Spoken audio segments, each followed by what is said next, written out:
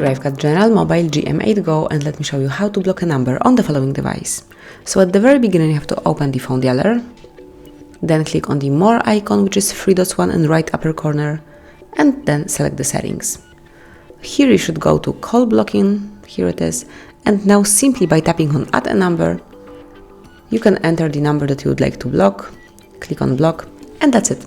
From now on, this number will not be able to reach you, so you will not receive any calls or messages from this number.